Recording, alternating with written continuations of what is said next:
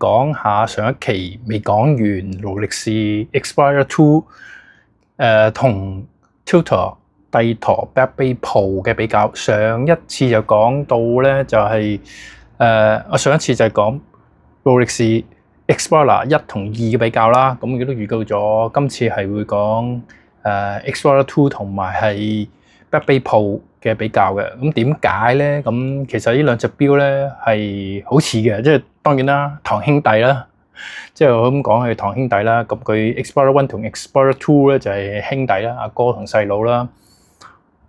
睇落去唔好講價錢，亦都唔好講下大細啦。咁當然係 Explorer 2咧，佢個直徑係42啦。咁 Back Bay Pro 咧，佢個直徑係39啦。有好多係好相似，而兩者都擁有同一個 function 嘅。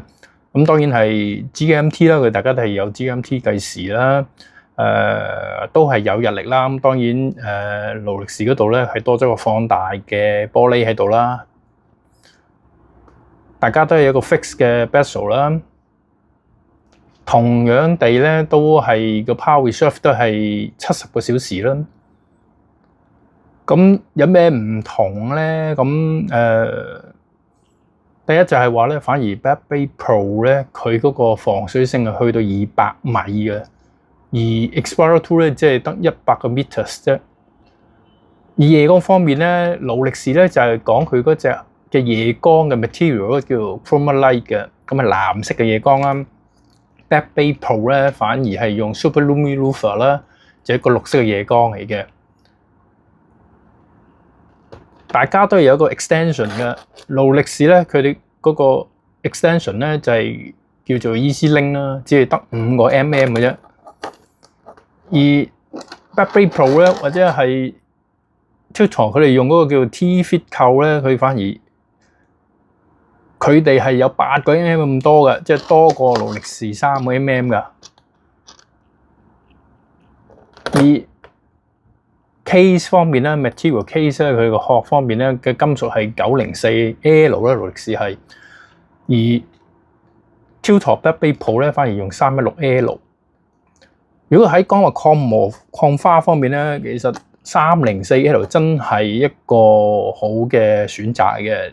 點解咧？因為如果睇過我嘅片，我都有幾隻嘅帝陀嘅錶嘅。即係我就唔係話成日戴住，亦都唔係話由朝戴到晚啊，即係連續咁戴。我係覺得佢哋咧嗰個微花或者嗰啲貓須紋係多啲嘅，冇困過佢，冇撞過佢咁呢啲地方咧都會花咗嘅。反而勞力士咧，我戴咗咁耐都係好少見到有一啲嘅微花紋啊咁樣嘅。而大家睇到啦，就係即係佢本身嚟講。勞力士咧 ，Explorer 2有個 crown guard 啦，帝陀呢個咧就冇嘅，冇 crown guard 嘅。咁主要嗰個分別同埋相同嘅就喺呢度啦。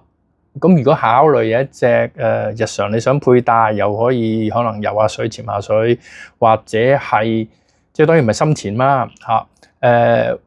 真係出 trip 旅行。一個好 versatile 嘅手錶咧，咁 Back Bay Pro 不失為一個選擇嚟嘅。